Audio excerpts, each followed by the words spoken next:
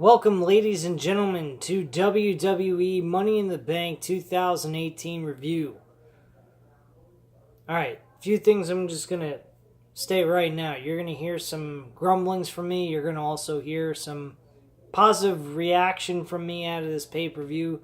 There was ups, there was downs, there was goods, there was bads. But at the end of the day, there was a lot of screw-ups on WWE's part that they could have made up on. For the matches that we saw occur, really shouldn't have had the end result that it had.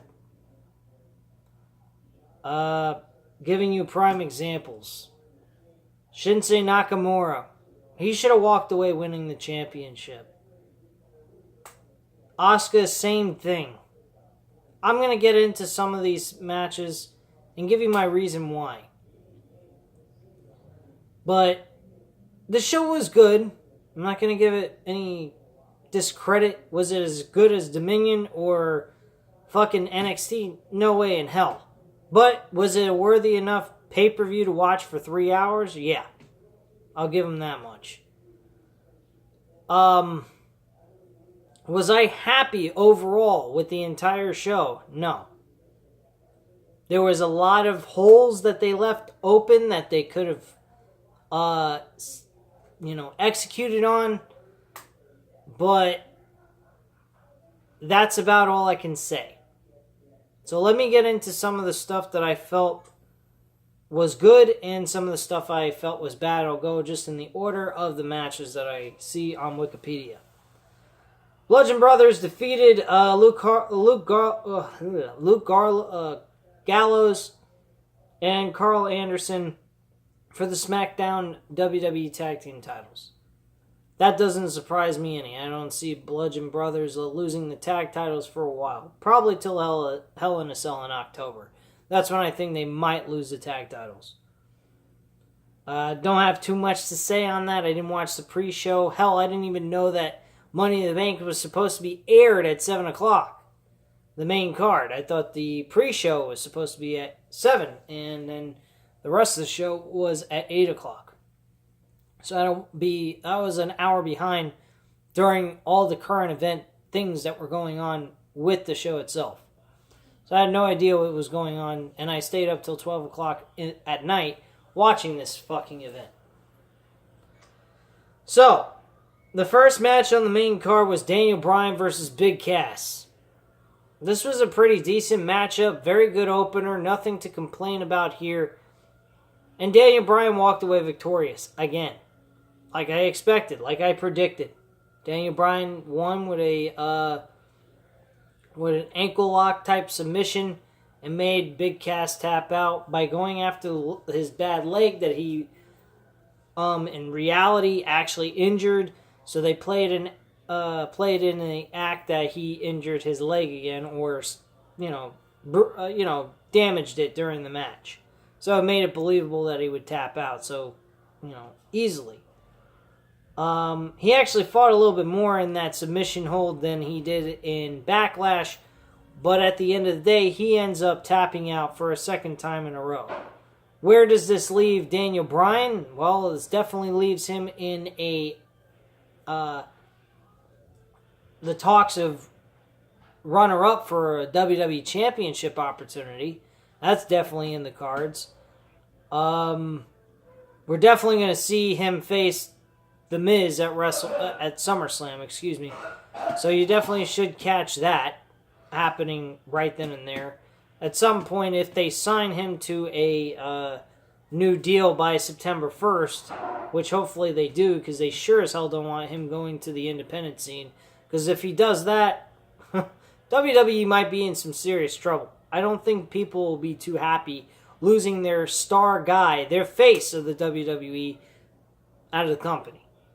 I think they will be in serious jeopardy by doing that. I don't think people will care so much anymore about WWE. I think Daniel Bryan has been a help to WWE in some manners, as well as Seth Rollins, which I'm going to get into in a little bit. He was fucking unreal tonight. or last night, excuse me, since I'm recording this on a Monday instead of last night on Sunday. But he was fantastic. Daniel Bryan tonight. He did his job. He performed well, and he did what he had to do. So I was happy with that.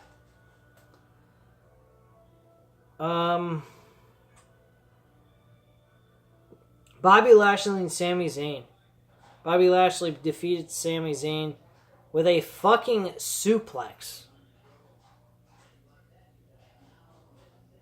You heard it. A suplex. Now, I'm not going to say that Bobby Lashley is the greatest guy in the world. He won't give you the greatest charisma. He doesn't have good charisma at all. But in the ring, he's a dominant figure. But this smiling shit that I kept seeing him do. I'm also watching Monday Night Raw and SmackDowns a month later. And I saw on the WWE Network, because I can't fucking stand watching it on live television anymore because I'm tired of the commercials. And all the commercial breaks in the matches itself instead of being in between the matches to give the fucking viewer the opportunity to enjoy the freaking match. They have to go ahead and do it right in the match while it's going on, giving the fucking person's interest and cutting it completely out, being annoyed by commercials and advertisements. So why the hell would I care to sit through 3 fucking lousy hours of crappy television to begin with? And then have to deal with commercials on top of it. No freaking way. No thank you. I'd rather go ahead and see the shit that I'm going to see without the commercials in it and cut through the bullshit. That's my attitude. That's how I feel. And that's what I do. I'm going to be watching Monday Night Raw from last month of May, the second week, and SmackDown Tuesday night, because there's nothing I really care to view on the Ring of Honor stuff at this point. State of the art, I may do a review with you guys before the week is up by at least Saturday or Sunday. So I may end up doing those 2 events just for the sake to do something other than WWE garbage. Because let's face facts, outside of NXT, there ain't nothing to fucking watch on WWE at all. But they did give us something to enjoy on the pay-per-view that they gave us last night. That's all I can say on that. But Bobby Lashley, Sami Zayn, complete trash. No storyline build to it. Just a bunch of bullcrap, mockery, and jokes and bullshit thrown in saying that Bobby Lashley isn't a real military veteran. Bullshit. He has photos of him in the military, standing in the fucking military grounds. Get out of here with this insane bullshit that they threw out there. Insulting the man as a military veteran, which is completely insulting, number 1. Number 2, Sami Zayn dressing up, having men dress up like fucking women was ridiculous. Which I do know happened through reviews of other YouTube channels. Fucking obstacle courses, like, who cares? What does Bobby Lashley have to prove? He's fucking built like a brick house. The whole build was crap, and so is this match overall. Sami Zayn has gone nowhere, and real quick. If it wasn't for Kevin Owens, Sami Zayn wouldn't even be acknowledged to Bobby Lashley's existence. That's as sad as you can get for Sami Zayn. Because Sami Zayn was really good in NXT. I mean, hell, even Braun Strowman gave him a little bit of a boost in his character gimmick. But at the end of the day, ever since he's separated slightly from Kevin Owens, he's gone nowhere. I mean, Kevin Owens has got nothing going for him right now, storyline-wise, but as stock-wise, character-wise, for you to even say he's remotely in the main event picture, Kevin Owens has got a better chance of getting a main event match than fucking Sami Zayn. That's all I have to say on that. Plain and simple. You won't even see Sami Zayn competing for the Intercontinental Championship against freaking Seth Rollins. And Seth Rollins and Sami Zayn would be a fantastic matchup. Bottom line.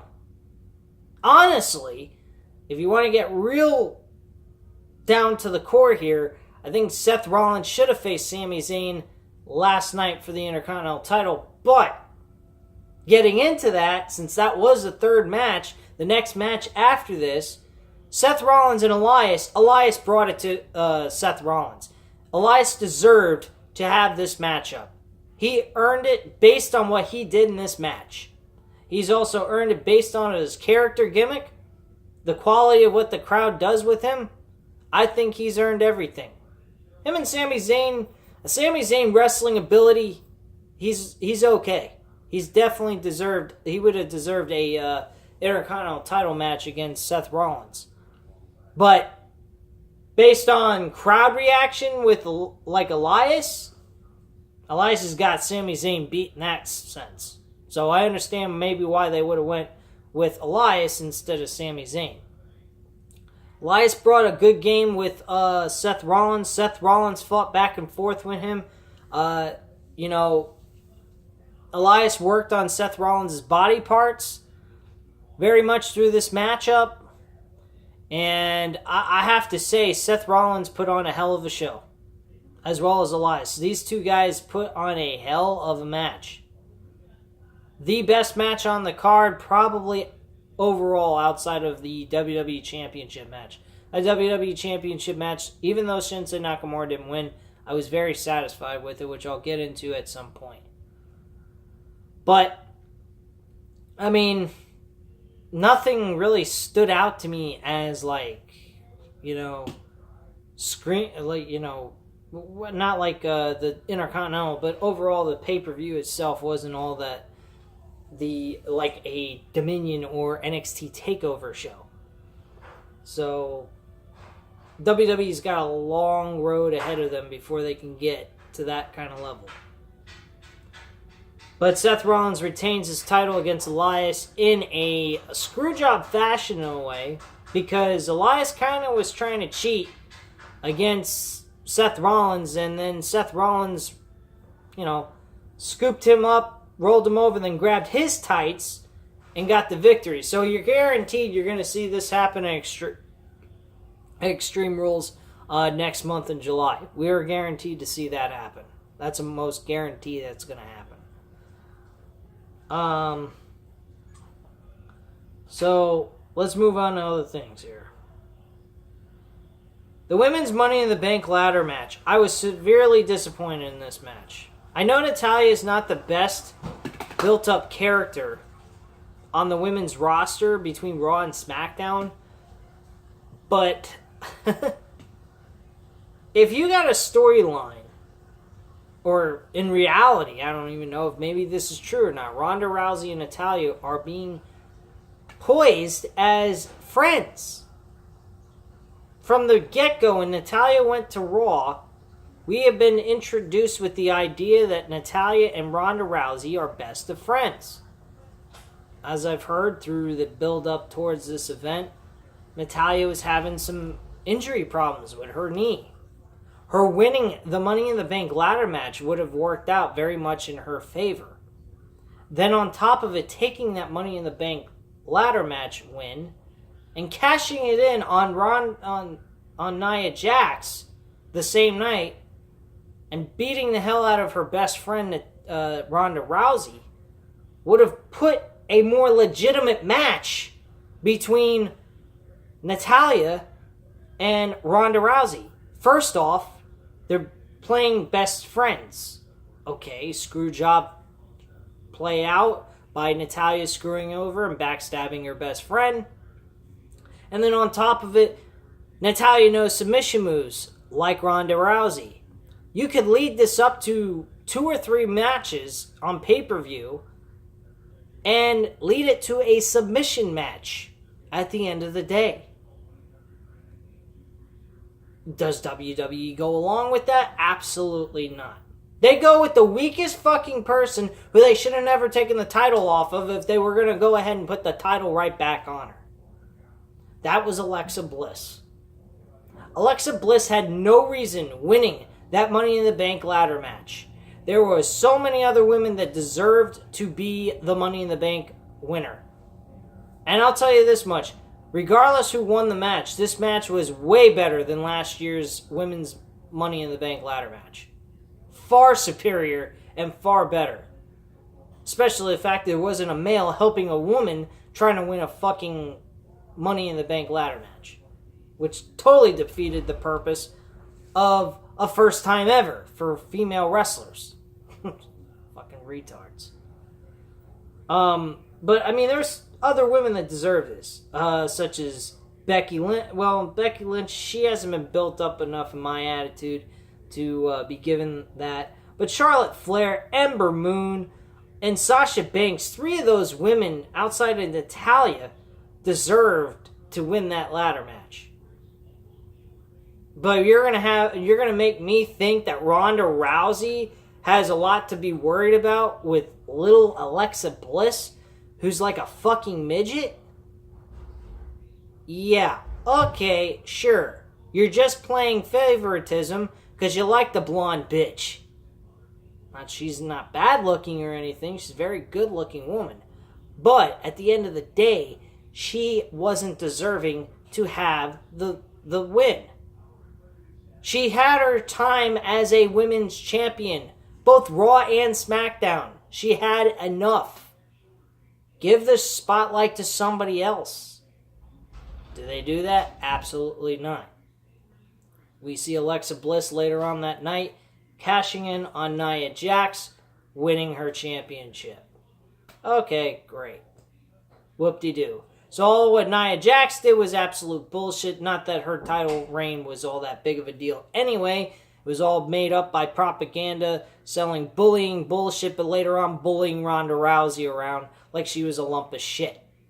And other women that are smaller than her. So, whatever on that load of crap.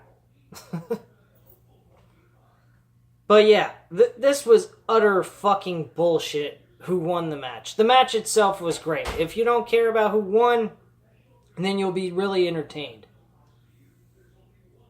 Roman Reigns and Jinder Mahal. Does anyone really care who won this one? You got Jinder Mahal last year holding on to the World Championship on SmackDown for majority of the year, killing the hell out of every fucking opponent that he could have possibly faced. Thank God he only faced Randy Orton and Shinsuke Nakamura for most of his title reign, but we had to go suffer through most of his title matches against Randy Orton, which was complete and utter bullshit.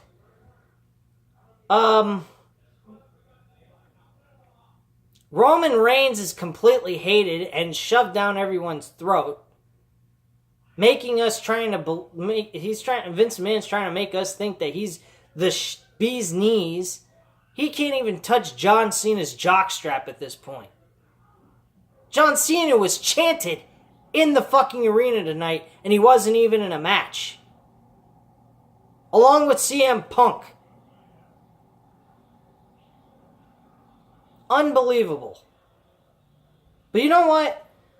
I keep hearing on the YouTube channels and people saying people should just voice their opinions. You know what people really should do? Instead of giving the fucking guy, Vince McMahon, a freaking tip on the old excitement of the tip of his fucking penis, giving him some sort of reason to say, hey, look, the people are paying attention to this fucking asshole Roman Reigns, they ought to just do one thing.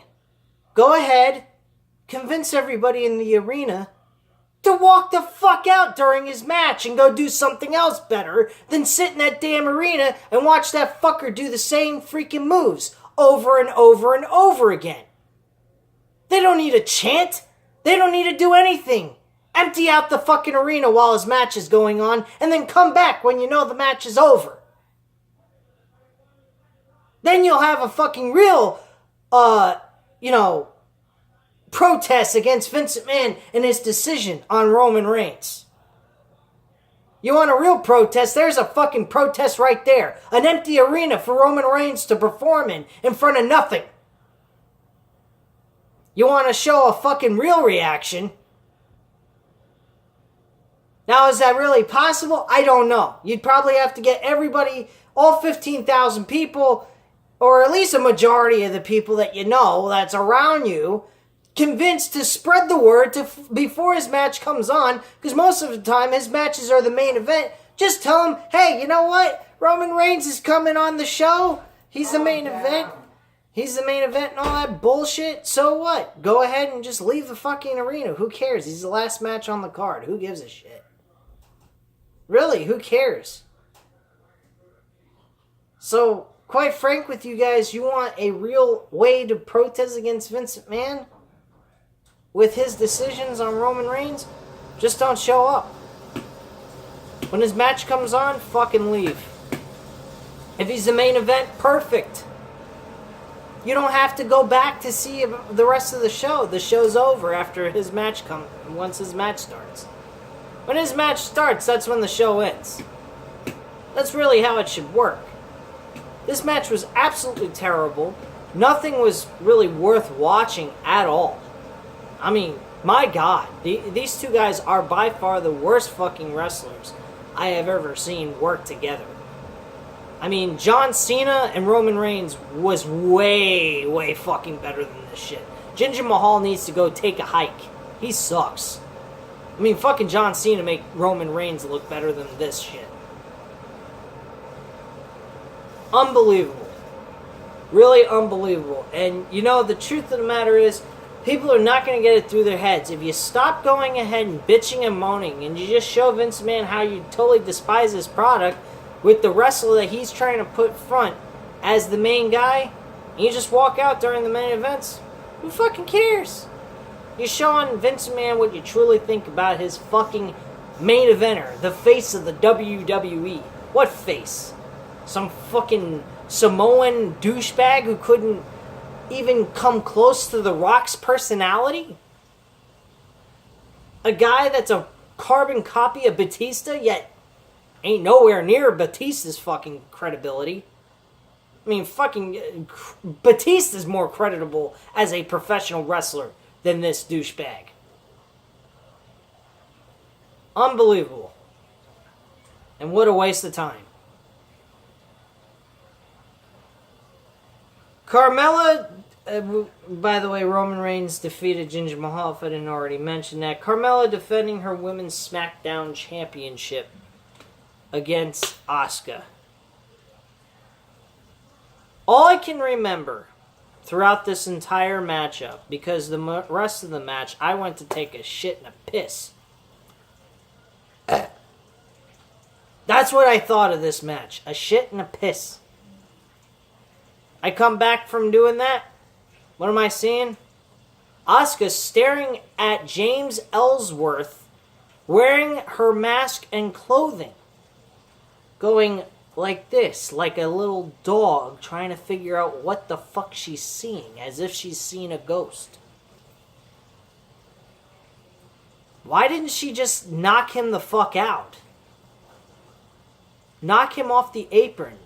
Instead, it was spent all this time having Asuka stare at him so that Carmella can retain her championship?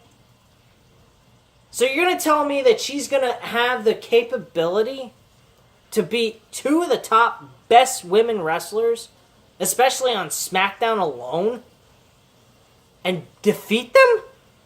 When they were a high-profile match at WrestleMania, Charlotte being the person that ends Asuka's undefeated streak, and Asuka being undefeated to begin with going into WrestleMania.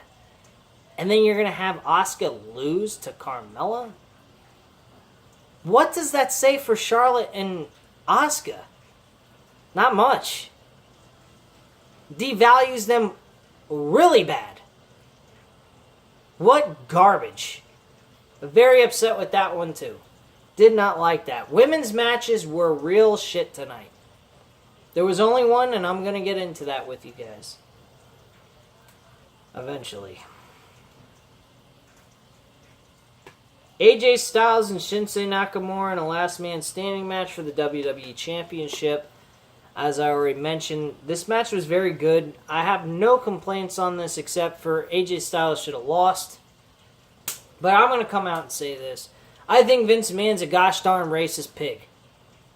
He won't give anybody a rub that's not within the WWE product If he's outside the WWE product, he ain't giving a shot. If you want to take old school wrestling from back in the early 2000s and 90s and all that, you take Booker T for the prime example of how fucking racist Vince McMahon really could be. You look at Booker T, 2003, WrestleMania 19. I've talked about this a million times with friends and people that talk to me about wrestling. And I'll say this to you. Booker T should have beat Triple H at WrestleMania 19 for that World Heavyweight Championship. He had a head full of steam going in. And he had a screw job finish going out.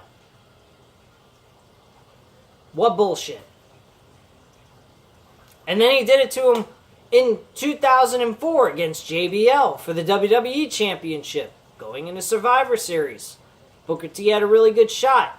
You build him up so damn heavily like that, and then you make him lose, makes it look really fucking pathetic. Horrible booking by WWE back then. And then, finally, Booker T gets his big opportunity to become World Heavyweight Champion, beating Rey Mysterio. But yet he has to play a loser role by the name of King Booker. A British freaking king with an accent not sounding like his normal self. From Houston, Texas. He sounds like some British moron. Walking around with the World Heavyweight Championship on SmackDown. Pretty sad.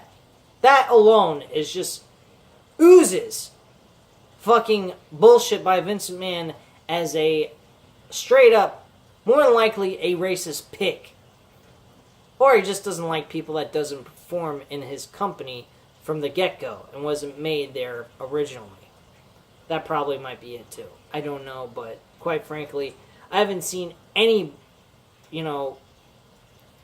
guys that are a minority too much. I mean, Rock is a minority, but I haven't seen too many people that are minorities walking around with world championship belts. Bobby Lashley carried around the ECW championship belt twice, but I mean, nobody really even considers that to be a main event world championship belt anyway. It never was even given the main event spotlight, except for its own piece of shit pay-per-view called ECW December to Dismember. So, who fucking cares there? AJ Styles, like I said, retained his championship. Shinsuke Nakamura, where is he going to go from here with him not winning this belt? I really don't know where they go with him. He's pretty much now in limbo. He has no purpose on WWE programming. I mean, you might as well let him stay on the sidelines for a little while and figure out something what you're going to do with him. But you better put him back in the main event scene because that's the only place he belongs. I mean, you could put him in a number one contenders matchup determination here for a pay-per-view coming up. And you're going to have to make him lose again because I don't see that we're going to see AJ Styles and Shinsuke Nakamura one more time at SummerSlam. So, really, Shinsuke's got nowhere to go right now. He's in limbo. He's stuck. There's really no part of him that fits this puzzle of WWE SmackDown. He's pretty much stuck right now in limbo. Then we have the WWE Raw Women's Championship. Besides the cash-in that Alexa Bliss did on Nia Jax to win, Ronda Rousey performed unbelievably. Nia Jax was entertaining as well.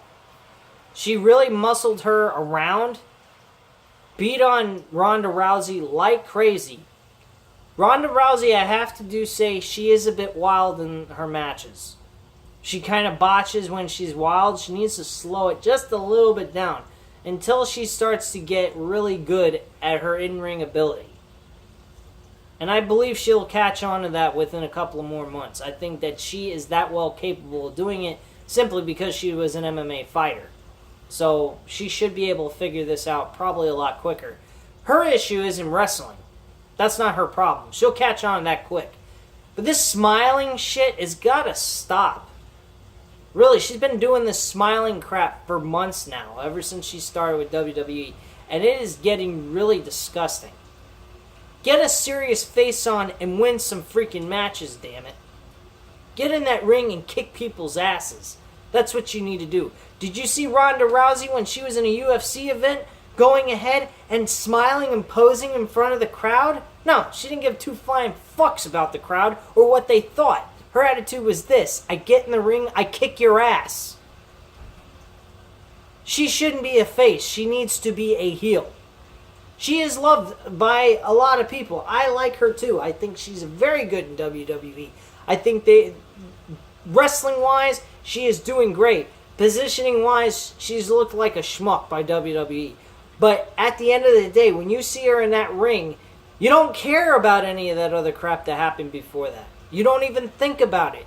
You are entertained from beginning of the match to the end. And Nia Jax did very well doing what she does best. Using her height to her advantage. Using her weight to her advantage. So at the end of the day, she did her part into selling this match with Ronda Rousey. These two women did fantastic. Alexa Bliss did her part as the Money in the Bank winner, which is the best way they could have possibly went with. And I think that's what they should have done, but they went with the wrong person. Bottom line. So Alexa Bliss, as I already mentioned, wins the title in a very lame-o fashion. Then our Money in the Bank ladder match for the men for the World Championship. Alright. So I mentioned in my preview and predictions video that Miz should have won. I said Braun Strowman could be a possibility. I was thinking that might be the case because he is one of the hottest big names right now on the main roster out of the guys that were in this Money in the Bank ladder match. So I will give WWE this amount of credit. They did pick a good quality person for the Money in the Bank briefcase for Raw. My issue with them is this. Where does Braun Strowman go with this championship briefcase? You cannot make him cash in on Roman Reigns at SummerSlam with Brock Lesnar. They need to put Roman Reigns on the side. Put him on the back burner. Put him wherever the fuck you want. Put him in the fucking trash can or the freaking meat grinder for all I give a shit at this point. He sucks. He doesn't need a WWE World Championship match. He don't deserve it. You've destroyed everything you can with Roman Reigns to make him into a main event World Championship player. Bottom line, he needs to rival with some other people, build himself back up again, and do something that is noteworthy to people. Maybe turn him heel, and then make him face Braun Strowman for the WWE Universal Championship down the line. But Roman Reigns don't deserve anything with Brock Lesnar because Brock Lesnar has still walked away with the damn WWE Championship. I've seen countless times performers getting screwed out of titles and stupid dumb finishes and not getting a rematch at times. It's happened in the past. Get over it. Move on. Give somebody else a shot. This briefcase is the perfect shot for somebody else to get an opportunity at Brock Lesnar. Like I mentioned in my preview prediction video, if you want to make Braun Strowman win, that's fine. But he can't cash it in a bullshit finish. He needs to be planned, scheduled, booked a month or two in advance to face Brock Lesnar at SummerSlam. This match has to be planned out. Braun Strowman needs to go out, say, I want a match with you, Braun Strowman, at SummerSlam. You're on. Do you accept my challenge? I'm cashing in for that match. One-on-one. No back behind, nothing behind the back. No screw job out of your title. I believe I can beat you man to man in this ring. And I can do it. I've beaten your ass before, and I'll do it this time and win this time. Give him the fucking match. He's earned it. He's got a briefcase to prove it. It says you can cash in at any time. That even means you book a match at any time, making you the number one contender when you feel like it. Which means perfect opportunity to make that briefcase more of a reason to say it, give it more value. In honesty, maybe Braun Strowman was the best choice for WWE with the briefcase because it gives the briefcase more value. It gives it not a way to screw other people out of when they win a championship or retain their title, that they can just come in, steal the championship, and walk away victorious as the new WWE or Universal Champion. This is an opportunity that they can make the fucking briefcase mean something. It gives the people an opportunity, a shot at competing one-on-one with the champion at a scheduled event. Not just coming in an impromptu matchup and getting a shot and winning the match after they've been beaten and battered throughout the match they were already in. So guys, what do you think? The match itself, I'll be straight up with you guys. The match itself for the Money in the Bank ladder match for the men, fantastic, entertaining. Kevin Owens got thrown through a fucking table on a very large ladder by Braun Strowman. This whole match was centered around getting rid of Braun Strowman. Miz was fantastic as well. Several different times, I thought the Miz was walking away the new Money in the Bank winner. I really did. But he didn't. Braun Strowman won the match. Does this give the Money in the Bank briefcase legitimacy? I think it does. I think by giving this to Braun Strowman, cashing it in a scheduled event at SummerSlam against Brock Lesnar, that is what we need to see. Not Braun Strowman coming in at the last minute and cashing in somebody. He's too much of a big enough guy, too vicious, too ferocious. It will devalue his character. It will also not do any good for him at all in any way, shape, or form. Does nothing. Not to mention, somebody needs to beat Brock Lesnar fair and square, clean in the middle of that ring to say, I took this title from this fucking geek who's been carrying it around for almost 2 years now. It's almost going on 2 years. Once he gets past this year, he'll be in the second year mark. He's a year and a half away from breaking. He's had it for a year and a half almost. He's almost had a year and 6 months. It's time to do something different. Roman Reigns ain't the answer to the end of Brock Lesnar's title reign. It's really Braun Strowman's. That's who deserves the win, the credibility to say he was the guy that finally put away the beast. So that should be the ending storyline to all of this. Are we going to see that? More likely not. Probably not. Why? Because Vince McMahon's a self-centered, egotistical fucking maniac.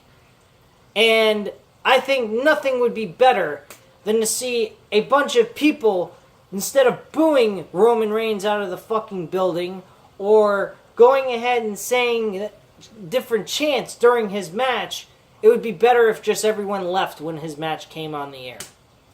And of course, with Brock Lesnar and Roman Reigns being the main event at SummerSlam more than likely, that would be the best thing. And not to mention, it'll make it very hard for WWE to sign Brock Lesnar for that matter. So go into thinking about that. So I hope anyone that watches this video sends this video viral and shares it with other people. Share this video. If you do not like Roman Reigns, if you cannot stand the fact that WWE has him on the main event roster as the main event, as the face of the WWE, you want a way of fucking with Vince McMahon really bad? It's not the chants, it's not the boos, it's not the hate.